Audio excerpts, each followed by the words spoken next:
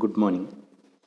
आज आपण TY.BCom या वर्गातील श्रमकल्याण आणि प्रथा या विषयातील पाळणागृहे आणि करमणूक सुविधा यांचा श्रमकल्याणाशी येणारा संबंध जो आहे त्याचा अभ्यास करणार आहोत. प्रथमतः पाळणागृहे ही संकल्पना विस्तृत रूपानं आपल्याला अभ्यासायची आहे. कामगार ज्या ठिकाणी काम करतात किंवा कारखान्याच्या ठिकाणी काम करीत असताना त्यांचे असणारे जे काही बालक आहेत त्या बालकांचा सांभाळ करण्यासाठी घरातील इतर व्यक्ती नसल्यामुळे पाळणागृहाची आवश्यकता त्यांना भासत असते.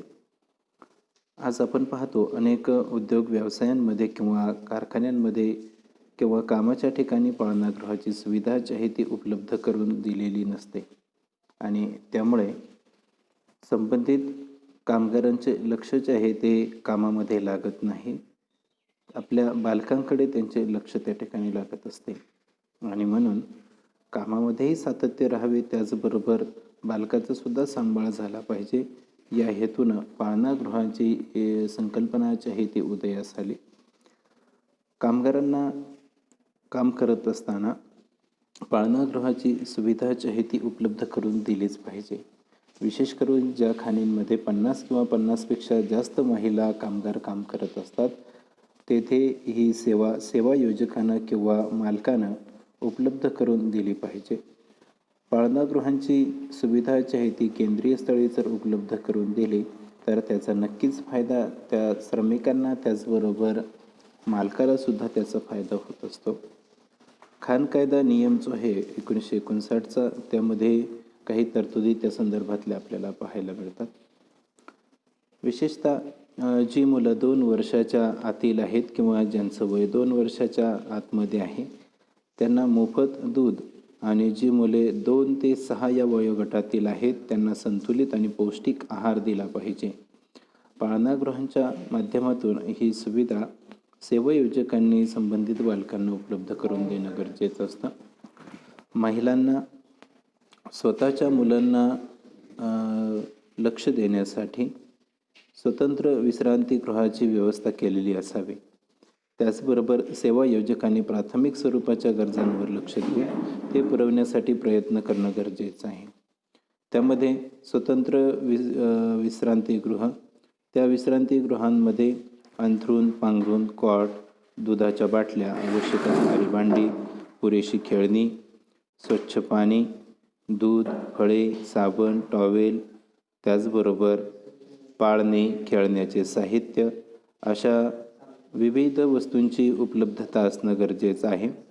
त्याचबरोबर या सर्वांची देखरेख करण्यासाठी प्रमुख म्हणून एखाद्या स्त्रीची नियुक्ती करणं गरजेचं आहे आणि अशा बाबींनी परिपूर्ण असलेलं पाळणागृह जे आहे ते कारखान्याच्या ठिकाणी किंवा कामगारांना कामाच्या ठिकाणी उपलब्ध करून देण्याची आवश्यकता आहे.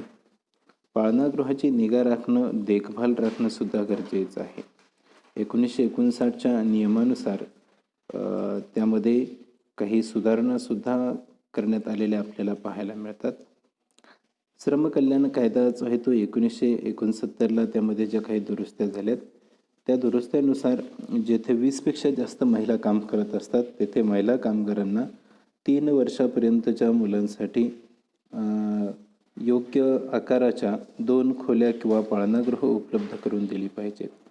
एका खोलीमध्ये मुलांना खेळता येईल आणि दुसऱ्या खोलीमध्ये आवश्यक असणाऱ्या मुलांना झोपविता येईल अशी जबाबदारी जी आहे ती संबंधित सेवायोजक किंवा ठेकेदार जे आहेत त्यांनी घेणं गरजेचं आहे किंवा त्यांनी ती घ्यावी अशी एक अपेक्षा असते. आणि ही व्यवस्था जी आहे ती सेवायोजक किंवा ठेकेदार यांनी प्रामाणिकपणे पार पाडली पाहिजे. श्रमकल्याण समितीनं या बाबतीमध्ये काही शिफारसी केलेल्या आपल्याला पाहायला मिळतात. त्यामध्ये पहिली शिफारस आहे पाळणागृहांच्या बाबतीमध्ये ती आहे पाळणागृहाची स्थापना. नवीन औद्योगिक वसाहतींमध्ये ही पाळणागृह जी आहेत ती सर्व सोयींनी युक्त स्थापन केलेली असली पाहिजेत. शिवाय पाळणागृहामध्ये काम करण्यासाठी प्रशिक्षित व्यक्ती त्या ठिकाणी नेमणूक केलेली असावी.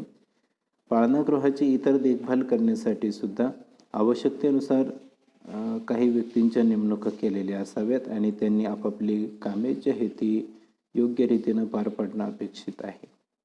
पाळणागृहाच्या आकारापेक्षा मुलांची संख्या कमी होत चालली तरीसुद्धा पाळणागृहासाठी आवश्यक असणारा जो काही विशिष्ट दर्जा आहे आणि तो दर्जा राखला पाहिजे. त्याचबरोबर पाळणाघरामध्ये काम करत असणाऱ्या व्यक्तींची सुद्धा नेमणूक कमी करता कामा नये. त्यानंतर दुसरा महत्त्वाचा भाग यामध्ये येतो की पाळणागृहामध्ये बालवाडीची व्यवस्था असली पाहिजे. पाळणागृह म्हणजे फक्त त्या संबंधित बालकांचा सांभाळ करणं एवढंच त्यामध्ये अपेक्षित नाही, तर त्या बालकांचा सर्वांगीण विकास करण्यासाठी बालवाडीची सुविधा त्यामध्ये असणं गरजेचं आहे. म्हणजेच प्राथमिक स्तरावरचं जे काही शिक्षण आहे ते सुद्धा त्यातून दिलं पाहिजे. बालकांचा संपूर्ण व्यक्तिमत्व विकास करण्यासाठी आवश्यक असणारे जे जे उपक्रम असतील ते त्या बालवाडीमध्ये राबवणं गरजेचं आहे किंवा राबविले पाहिजेत. त्यानंतर महत्त्वाचा पुढचा भाग येतो तो म्हणजे वसतिगृहाची व्यवस्था. औद्योगिक वसाहतीमध्ये 10पेक्षा जास्त महिला जर काम करत असतील तर तेथे संयुक्त अशा वसतिगृहाची व्यवस्था असणं गरजेचं आहे.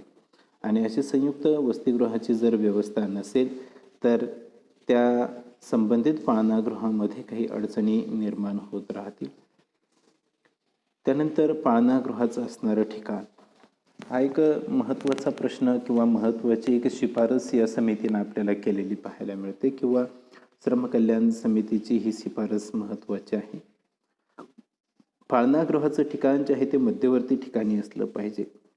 महिला कामगारांच्या मुलांसाठी नगरपालिका किंवा स्थानिक स्वराज्य संघटना असतील, त्याचबरोबर राज्य सरकार असेल, या राज्य सरकारांनी शहरांच्या मध्यवर्ती ठिकाणी किंवा वस्तीमध्ये जास्तीत जास्त कामगारांना अशी सुविधा उपलब्ध करून देणं गरजेचं आहे.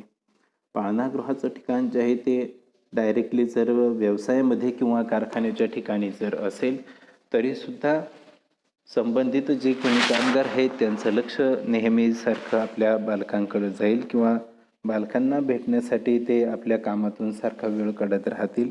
यामुळं मध्यवर्ती ठिकाणी त्याचं ठिकाण असणं गरजेचं आहे, जेणेकरून मधल्या सुट्टीमध्ये किंवा मधल्या काही वेळामध्ये ते आपल्या बालकाकडं सुद्धा लक्ष देऊ शकतात आणि कामामध्ये सुद्धा हलगर्जीपणा होणार नाही याचीही विशेष काळजी या संबंधित पाळणागृहांनी घेतली पाहिजे किंवा सेवायोजक जे आहेत त्यांनी ही पाळणागृहे उपलब्ध करून देत असताना याचा विचार करणं गरजेचं आहे. आज आपण पाहतो अनेक वेळा नगरपालिका किंवा इतर तत्सम स्थानिक स्वराज्य संस्था ज्या आहेत त्यांच्यामार्फत काही पाळणागृह चालवली जातात, परंतु कामगारांच्या कामाच्या ठिकाणापासून त्यांचं अंतर जे आहे ते जास्त असतं आणि अशा वेळेला त्या कामगारांना आपल्या बालकाकडं पुरेसं लक्ष देता येत नाही. विशेषतः मध्यवर्ती ठिकाणी जर पाळणागृहाची निर्मिती जर केली तर सर्वच कामगारांना आपापल्या बालकांकडे लक्ष देता येईल, त्याचबरोबर कामामध्ये लक्षसुद्धा योग्य पद्धतीने देता येईल, म्हणजेच कामावरती सुद्धा त्याचा विपरीत परिणाम होणार नाही. त्यानंतर पुढचा महत्त्वाचा भाग येतो तो म्हणजे पाळणागृहाच्या बाबतीमध्ये राष्ट्रीय आयोगानं काही शिफारसी केलेल्या आपल्याला पाहायला मिळतात. राष्ट्रीय आयोग जो आहे त्या राष्ट्रीय आयोगानं पहिला भाग त्यामध्ये नमूद केलेला आहे तो म्हणजे सुयोग्य पाळणागृहाची उभारणी करणं गरजेचं आहे. म्हणजेच अत्यावश्यक सेवा सुविधांनी युक्त असं पाळणागृह योग्य ठिकाणी आणि योग्य अंतरावरती ते उपलब्ध करून दिलं पाहिजे. त्याचबरोबर पाळणागृहामध्ये पुरवल्या जाणाऱ्या ज्या काही सेवा सुविधा असतील त्यांचा दर्जा जो आहे तो योग्यतेनुसार बदलला पाहिजे किंवा त्या दर्जामध्ये नेहमी सुधारणा आपल्याला पाहायला मिळाली पाहिजे आणि मेंटेन केलेला जो काही उत्तम दर्जा असेल तो नेहमी राखण्याचं काम केलं पाहिजे. त्याचबरोबर सरकारनं आर्थिक सहाय्य करणं हा सुद्धा एक भाग यामध्ये येतो. राष्ट्रीय आयोगानं ज्या वेळेला शिफारसी केलेल्या आहेत त्यावेळेला सरकारचं आर्थिक भाग यामध्ये किती आहे तर पाळणागृह चालवत असताना काही स्थानिक स्वराज्य संस्थांच्या किंवा शासनाच्या पातळीवर पाळणागृह चालविण्यात येत असतात, तर काही ठिकाणी संबंधित कारखाना किंवा सेवायोजक जे असतील त्यांच्या वतीनं सुद्धा जी पाळणागृह चालवली जात असतात. मग सरकारकडून अशा पाळणागृहांना काही आर्थिक निधी उपलब्ध करून दिला जात असतो. लघुउद्योग धंद्यांसाठी पाळणागृहाची उपलब्धता असणं सुद्धा गरजेचं आहे किंवा ती सुद्धा करून दिली पाहिजे, अशीही तरतूद आपल्याला राष्ट्रीय आयोगाच्या शिफारसींमध्ये पाहायला मिळते. त्यानंतर पुढील भाग महत्त्वाचा येतो तो म्हणजे ठेकेदार जे आहेत त्या ठेकेदारांनी या गोष्टीमध्ये लक्ष देणं गरजेचं आहे. कामगारांनी कामाच्या ठिकाणी काम करत असताना आपले जर बालक पाळणागृहामध्ये ठेवलेले असतील तर त्यांची योग्य काळजी घेतली जाते किंवा नाही, या गोष्टीकडं ठेकेदारांनी योग्य ते लक्ष दिलं पाहिजे.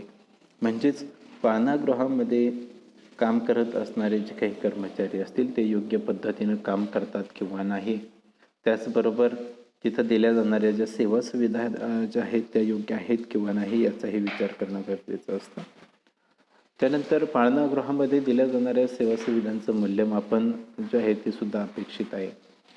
पाळणागृहाच्या माध्यमातून आवश्यक असणाऱ्या ज्या काही सेवा सुविधा असतील त्या देत असताना त्या किती गुणवत्तेच्या दिल्या जातात, पुरेपूर प्रमाणामध्ये दिल्या जातात किंवा नाही, त्याचबरोबर संबंधित जे कोणी कामगार आहेत त्यांचे त्या बाबतीमध्ये काय फीडबॅक आहेत हे सुद्धा पाहणं गरजेचं असतं. आणि या सर्वांचं मूल्यमापन करून त्यामध्ये काही सुधारणा अपेक्षित आहेत का, जर अपेक्षित असतील तर त्याचाही जरूर विचार केला पाहिजे. त्यानंतर पाळणागृहाचा दर्जा जो आहे तो उंचावला पाहिजे.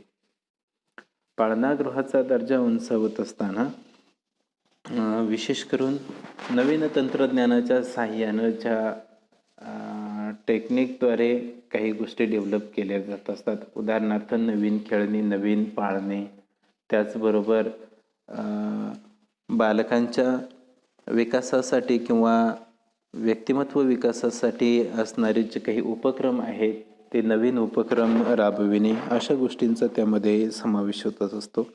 त्याचबरोबर सकस आणि पौष्टिक आहार देणं आणि या सर्वांचा विचार करून एकंदरीत त्या पाळणागृहाचा दर्जा जो आहे तो कसा चांगला राहील याकडं लक्ष देणं गरजेचं आहे.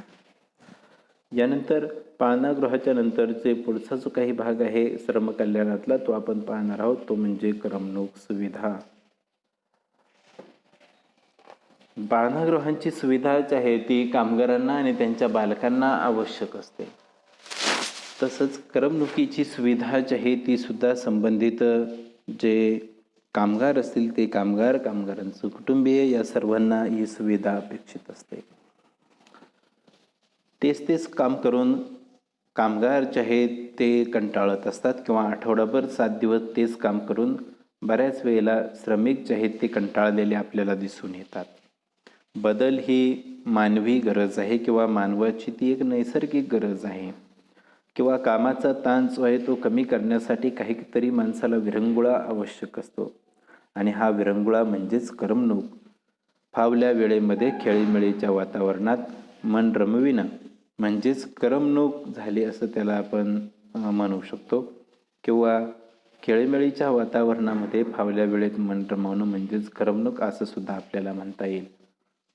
कामगारांची असणारी कार्यक्षमता त्याचबरोबर कार्यनिष्ठा निर्माण करून वाढवण्यासाठी कामगारांना करमणूक सुविधा उपलब्ध करून देणं गरजेचं असतं. त्यामध्ये महत्त्वाचा पहिला भाग येतो तो म्हणजे व्यक्तिगत विकास आणि समाज विकास त्यातून साधला जाईल. करमणूक हा फुरसतीच्या वेळेला उपलब्ध करून दिल्या पाहिजे. म्हणजेच करमणूक ही फुरसतीच्या वेळेतील कृती आहे. श्रमिक एकसारखा सातत्यानं जर काम करीत असेल तर एकसारखा सातत्यानं काम करीत असल्यामुळं निरुत्साही होऊन जात असतो आणि त्याचा निरुत्साहपणा दूर करण्यासाठी एक साधन म्हणून करमणुकीकडे पाहिलं जात असतं. कंटाळवाणेपणा दूर करून मानसिक उत्साह यातून वाढवला जात असतो आणि म्हणून कामाच्या विरुद्ध दिशेने करमणूक संकल्पना येत असते किंवा करमणूक संकल्पना ही कामाच्या विरुद्ध आहे असं मानलं जात असतं. आणि असं असूनसुद्धा आजच्या आधुनिक युगामध्ये औद्योगिक स्थळी आवश्यक बनलेली बाब म्हणजे करमणूक म्हणून त्याच्याकडे आपल्याला पाहता येईल. कामाच्या ठिकाणी श्रमिकांची शारीरिक कसरत होत असते आणि त्यामुळं शारीरिक त्याचबरोबर मानसिक ताण जे येतात ते करमणुकीच्या सहाय्यानं कमी करता येत असतात किंवा कमी केला जात असतो. बौद्धिक त्याचबरोबर शारीरिक, सामाजिक, सांस्कृतिक जे काही वृत्ती आहे ती करण्यासाठी श्रमिकांचा बौद्धिक विकास झाला पाहिजे आणि बौद्धिक विकास करण्याची संधीसुद्धा करमणुकीच्या माध्यमातून आपल्याला देता येत असते. ही संधी देण्यासाठी नाटक, संगीत, नृत्य, खेळ, चित्रकला असे विविध घटक करमणूक सुविधांमध्ये त्या ठिकाणी समाविष्ट झालेले आपल्याला पाहायला मिळतात. आणि या करमणूक सुविधांमुळे श्रमिकांचा निरुत्साह कमी होऊन कार्यक्षमता वाढत असते. औद्योगिक शांतता राखण्यास मदत होत असते किंवा औद्योगिक प्रगती आणि विकास जो आहे तो शक्य होत असतो. औद्योगिक श्रमिकांची जीवनशैली दयनीय असल्यामुळं करमणूक जी आहे ती एक गरज वेळेमध्ये भागवता येत नाही. म्हणून अशा कामगारांना करमणुकीच्या सुविधा उपलब्ध करून जर दिल्या तर त्यांचा तणाव कमी होण्यासाठी मदत होईल. 1956 साली इंटरनॅशनल लेबर ऑर्गनायझेशन ILO, ज्याला आपण आंतरराष्ट्रीय श्रम संघटना असं म्हणतो, त्या आंतरराष्ट्रीय श्रम संघटनेनं आपल्या सर्व सभासदांनी करमणूक सुविधा ज्या आहेत त्यांचा लाभ घेतला पाहिजे आणि संबंधितांनी त्यांना उपलब्ध करून दिल्या पाहिजेत असाही एक उल्लेख केलेला आपल्याला पाहायला मिळतो किंवा अशा शिफारसी केलेल्या आहेत. श्रमकल्याण सुविधा ज्या आहेत त्या सुविधांमध्ये हा एक महत्त्वाचा घटक म्हणून काम करत असतो. औद्योगिक संघटनांकडून पुरवल्या जाणाऱ्या ज्या काही सुविधा असतील त्या किंवा सामाजिक पातळीवरती पुरवल्या जाणाऱ्या ज्या सुविधा आहेत त्यामध्ये सुद्धा या करमणूक घटकाचा उल्लेख झालेला आपल्याला पाहायला मिळतो. मळे कामगारांना सुद्धा करमणुकीच्या सेवा सुविधा ज्या आहेत त्या उपलब्ध करून देणं कायद्यानं सक्तीचं केलेलं आहे आणि म्हणून करमणूक सुविधांतर्गत मैदानी खेळांची उपलब्धता केलेली आपल्याला पाहायला मिळते. खाण उद्योगातील जे काही मालक आहेत त्या मालकांनी सुद्धा करमणुकीच्या सुविधा उपलब्ध करून द्याव्यात असं बंधन त्यांना केलेलं आहे आणि असं बंधन करून राज्य सरकार आणि कामगार कल्याण केंद्र जे आहेत यांच्यामार्फत बऱ्याच वेळेला अशा सुविधा उपलब्ध करून दिल्या जात असतात. सार्वजनिक क्षेत्रामध्ये वाहतूक करत असताना किंवा सार्वजनिक क्षेत्रामध्ये कामगार जे आहेत ते काम करत असताना अनेक वेळेला त्यांना संयुक्तरित्या करमणुकीच्या सुविधा उपलब्ध करून दिलेल्या आपल्याला पाहायला मिळतात. करमणूक सुविधा उपलब्ध करून श्रमिकांची कार्यक्षमता, कार्यनिष्ठा, त्याचबरोबर कार्यकुशलता, बौद्धिक विकास, व्यक्तिमत्व विकास इत्यादी विकसित करणं गरजेचं आहे किंवा इत्यादीसाठी ही करमणूक सुविधा जी आहे ती अतिशय महत्त्वाची मानली जात असते. आणि ही करमणुकीची सुविधा जर पुरवण्यास काही सेवायोजक तयार नसतील तर त्यांनी कायद्याचा विचारसुद्धा करणं गरजेचं आहे. अशा करमणुकीच्या सेवा पुरवण्यासाठी काही सेवायोजक, शासन, त्याचबरोबर आंतरराष्ट्रीय श्रम संघटना प्रामाणिकपणे प्रयत्न करताना आपल्याला दिसून येतात. सार्वजनिक क्षेत्रामध्ये मनुष्यबळाची जी काही गरज आहे ती पूर्ण करून फक्त ते क्षेत्र तेवढीच गरज मागत नाही तर ती स्थिर ठेवणं सुद्धा गरजेचं असतं आणि म्हणून काही उपक्रम आपल्याला राबवणं गरजेचं आहे.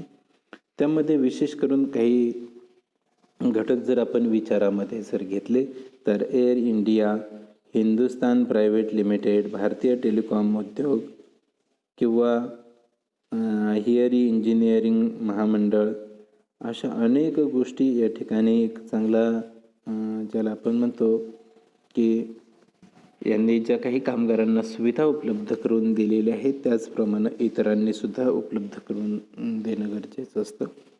श्रमकल्याण समितीनं करमणूक सुविधांमध्ये काळानुसार बदल करण्याची गरज आहे आणि ते बदल करण्यासाठी काही शिफारसी केलेल्या आपल्याला पाहायला मिळतात. मग या कुठल्या नेमक्या शिफारसी आहेत तर त्या आपण इथं एक सविस्तररित्या पाहणार आहोत. त्यामध्ये पहिली शिफारस जी आहे ती आहे नियमित करमणूक सुविधा. श्रमिकांना नियमितपणे करमणूक सुविधा उपलब्ध करून दिल्या पाहिजेत. त्यामध्ये खंड पडता कामा नये. अन्यथा काही वेळेला आपल्याला परिस्थिती दिसून येते, सुरुवातीला काही दिवस करमणुकीची सुविधा अत्यंत चांगल्या पद्धतीनं उपलब्ध करून दिली जाते. काही कालावधीपर्यंत ती चालते आणि नंतर ती बंद होते. नंतर कामगारांना त्या सेवेचा लाभ होत नाही. त्यामुळं हा पहिला घटक जो आहे किंवा पहिली शिफारस जी आहे ती अतिशय महत्त्वाची आहे. ती म्हणजे श्रमिकांना नियमितपणे करमणूक सुविधा उपलब्ध करून दिल्या पाहिजेत. त्याचबरोबर लघु आणि मध्यम उद्योग जे आहेत त्यांनी सुद्धा अशी सुविधा उपलब्ध करून देणं आवश्यक असतं. मालक वर्ग आणि सरकार यांनी एकत्रित येऊन किंवा मालक वर्ग आणि इतर श्रमिकांचं कल्याण करणारी संघटना जी आहे ती एकत्र येऊन सुद्धा असे सुविधा उपलब्ध करू शकतात. किंवा काही वेळेला काही 1 किंवा 2 उद्योग समूह जे आहेत ते एकत्र येऊन सुद्धा ही सुविधा उपलब्ध करू शकतात. आणि 1 किंवा त्यापेक्षा अधिक उद्योग समूहांनी एकत्र येऊन जरी ही सुविधा पुरवली तरी सुद्धा ती कामगारांना त्या ठिकाणी त्याचा लाभ घेता येईल. कारण ही सुविधा जी आहे ती अतिशय खर्चिक आहे आणि खर्चिक असल्यामुळं 2 किंवा त्यापेक्षा अधिक उद्योगांनी एकत्र येऊन सुद्धा या सुविधेची पाठपुरावा जो आहे किंवा ही सुविधा जी आहे ती कामगारांना जर दिली तरी सुद्धा कामगार कल्याणामध्ये वाढ झाली असं म्हणता येईल. त्याचबरोबर लघु मध्यम आणि कुटीर उद्योगांनी एकत्र येऊन सुद्धा ही सुविधा काय करता येते, त्यांना पुरवता येत असते किंवा त्यांनी जरी पुरवली तरी सुद्धा चालते. करमणूक सुविधा ही कामाच्या जवळपास किंवा श्रमिक वसाहतींमध्ये असणं आवश्यक आहे. जर करमणुकीची सुविधा ही खूप लांब किंवा दूरवर जर असेल तर श्रमिक तिथपर्यंत जाऊ शकणार नाहीत, किंबहुना त्याचा फायदा जो आहे तो त्यांना घेता येणार नाही किंवा त्याचा लाभ घेता येणार नाही आणि ती सुविधा फक्त एक नाममात्र सुविधा म्हणून त्या ठिकाणी राहील. त्याचबरोबर करमणुकीसाठी आवश्यक असणारी जी काही साधनं आहेत ती साधनं त्या ठिकाणी उपलब्ध असणं गरजेचं आहे.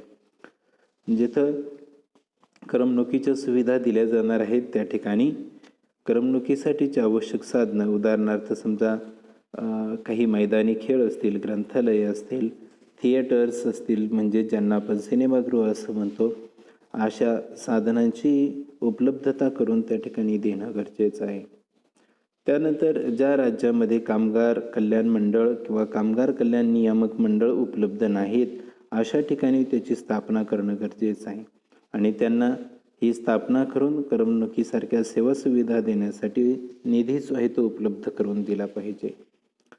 सामाजिक आणि सांस्कृतिक कार्यक्रम जे आहेत ते सांस्कृतिक कार्यक्रमामध्ये कामगारांनी सहभागी होणं गरजेचं आहे. किंबहुना कामगारांमध्ये सामाजिक आणि सांस्कृतिक कार्यक्रम लोकप्रिय करण्यासाठी मालक जे आहेत ते मालक त्याचबरोबर कामगार संघटना यांच्याशी संपर्क साधून व्यवस्थापनाला सहकार्य जर केलं तर नक्कीच कामगारांचा सामाजिक आणि सांस्कृतिक विकाससुद्धा करमणुकीच्या माध्यमातून होऊ शकतो.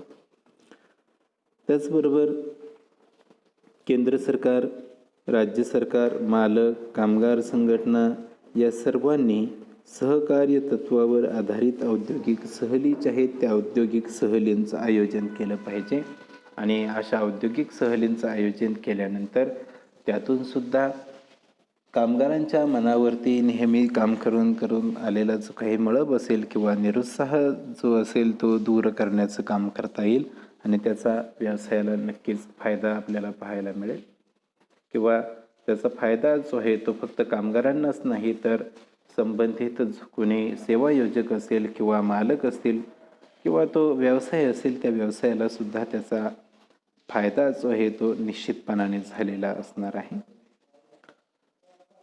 आजच्या या सेशनमध्ये आपण श्रमकल्याण आणि पाळणागृह त्याचबरोबर श्रमकल्याण आणि करमणूक सुविधा या घटकांचा अभ्यास केलेला आहे.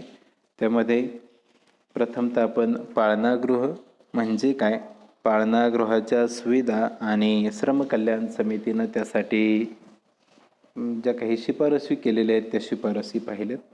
त्याचबरोबर करमणूक सुविधा त्या कशा पद्धतीनं दिल्या जातात आणि श्रम कल्याण समितीच्या असणाऱ्या शिफारसी या ठिकाणी आपण सविस्तर पाहिलेल्या आहेत. धन्यवाद.